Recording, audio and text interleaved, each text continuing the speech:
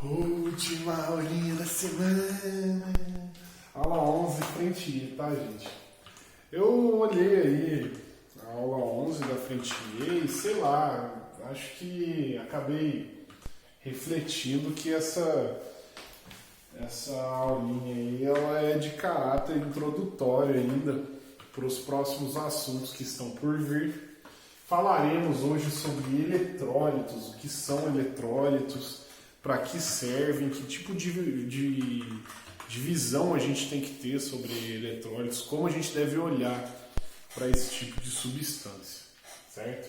Antes de falar diretamente o que são eletrólitos, o que aí faria com que a gente gastasse 1 minuto de vídeo, e eu já liberaria vocês, o que não seria muito justo também, é importante trazer algumas reflexões para vocês conseguirem entender de onde vem a ideia, de por que falamos sobre eletrólitos e como esses eletrólitos funcionam. Bem, inicialmente a gente vai fazer a análise de algumas substâncias dentro de suas próprias condições. Primeiro de tudo, a água é um isolante elétrico. Sim, a água é isolante. Alex, mas por que nos filmes sempre a água é tratada como condutor? Quando eu assisti A Noiva de Chuck, quando o boneco assassino vai matar a menina lá, ele joga um secador de cabelo enquanto ela está tomando um banho, mata ela eletrocutada. Você está me falando que a água é isolante, mas a água conduziu corrente elétrica a ponto de matar a menina nesse filme. Primeiro ponto, a água é um isolante. A água que nós estamos habituados a consumir, a conviver com, esse tipo de água possui sais minerais dissolvidos. Mais especificamente, pensando no banho da moça... Tá, ficou estranho e fora de contexto a frase, mas quando alguém prepara um banho, ela usa sais de banho para poder se banhar. Nesse caso, aquela água ela é um excelente condutor de eletricidade. Então reparem que a água pura é um excelente isolante. Mas quando a gente pensa aí nas condições da água que consumimos e dos sais minerais dissolvidos na água, a água passa a ser um condutor. Então reparem que existe aí uma certa condição para que a água consiga conduzir corrente elétrica. Segundo ponto, se eu pegar o sal de cozinha nesse exato momento e tentar fazer corrente passar por ele, eu não vou conseguir, porque o sal sólido também é um isolante. Bem, não tem muito o que discutir aí. O sal, por ser uma substância sólida, é até difícil conseguir imaginar que a corrente elétrica consiga passar de grão em grão até fazer com que o circuito feche, por exemplo. Então, o cloreto de sódio aí, ele é um péssimo condutor, ele é um mau condutor de corrente elétrica. Agora, se eu pego esse sal de cozinha e jogo na água, a água sim vai ser um excelente condutor, como eu havia explicado para vocês antes no caso dos sais de banho. O sal de cozinha, assim que ele é jogado na água, ele vira essas duas substâncias aqui, né? O Na+, e o Cl-, ou seja, o sal, que tem natureza de ligação iônica, ele dissocia e vira esses dois. Dissociar é uma palavra que a gente já viu em aulas anteriores. Ele vira esses dois íons, o cátion, Na+, e o ânion, Cl-. Então o cloreto de sódio na forma aquosa dele, repare que é uma condição diferente da anterior, que era o NaCl sólido.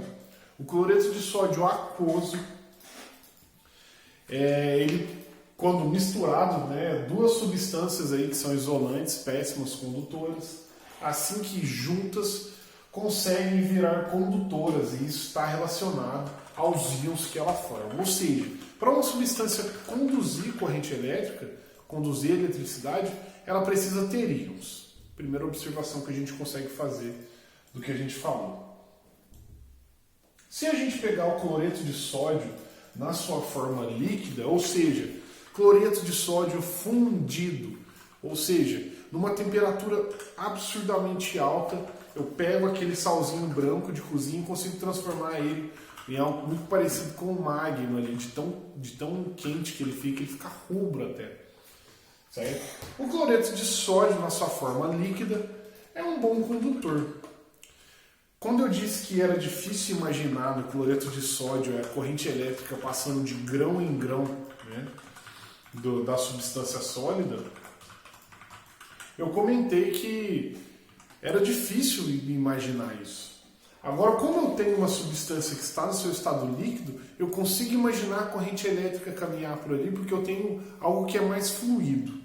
Então, reparem que dentro de todas as condições para considerar uma substância um bom condutor, um mau condutor de corrente elétrica, primeiro, para ser bom condutor, percebemos a presença de elétrons na forma dos íons.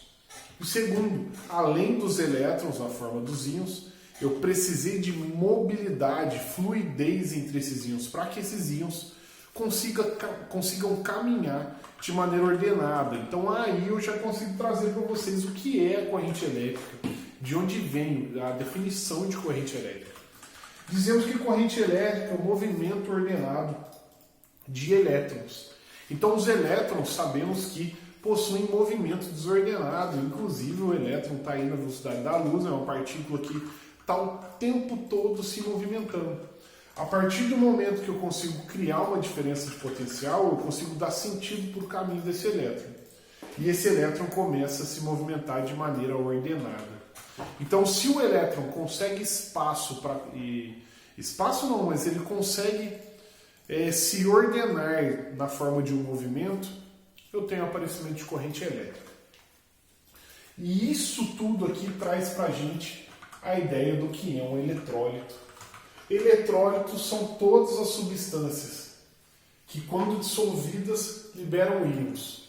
Posso até abranger um pouquinho mais isso, fugindo do conteúdo da apostila, e dizer que eletrólitos, além de serem substâncias que, quando se dissolvem, liberam íons, posso dizer que são substâncias no estado líquido que também conseguem conduzir corrente elétrica.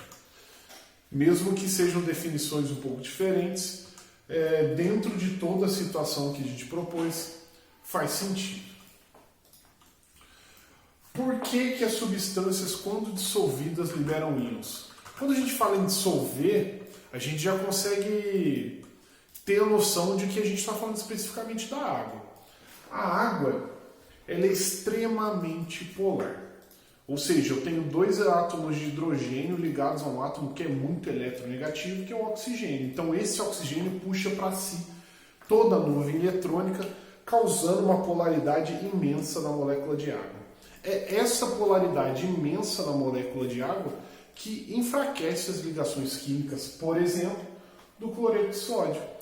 Esse enfraquecimento das ligações faz com que essas ligações sejam fáceis de ser rompidas e ocorra um processo que chamamos de solvatação. A solvatação basicamente eu pego esses íons e envolvo eles de moléculas de água, e isso acontece por causa da polaridade da água. Então a parte negativa, que é o oxigênio, se liga muito fortemente aí a esses íons, fazendo esse processo de solvatação. Então eu tenho rodeamento desses íons por moléculas de água devido à sua alta polaridade, certo? Depois que esse processo de solvatação ele acontece, o processo de dissociação iônica tem início, ou seja, o rompimento dessas ligações, a separação desses íons. Então antes eu tinha dois íons ligados, um doando, o outro recebendo os elétrons, fazendo com que a ligação iônica acontecesse. Após o processo de solvatação que acontece devido à polaridade da água, esses íons eles não são juntos mais, eles se separam. Então nessa separação aparecem os meus elétrons livres.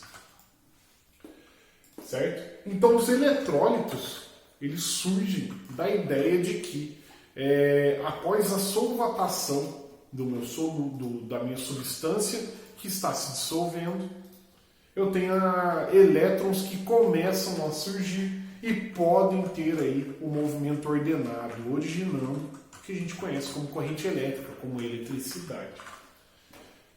Não só substâncias que têm ligação de caráter iônico que liberam aí os íons. Substâncias de caráter molecular que sofrem o processo de solvatação e consequentemente liberam íons também são eletrólitos. É o caso dos ácidos e das bases. Os ácidos e as bases, quando estão em água, liberam eletrólitos. São eletrólitos que liberam íons. Nesse caso, o processo ele muda de nome, mas na ideia é o mesmo. A dissociação iônica acontece, a separação, gerando íons, em substâncias que têm ligações iônicas, enquanto a ionização é a separação que libera íons de substâncias que têm ligações de origem molecular. Reparem que tudo isso aqui depende de um processo de solvatação que está relacionado diretamente à polaridade da água. Certo?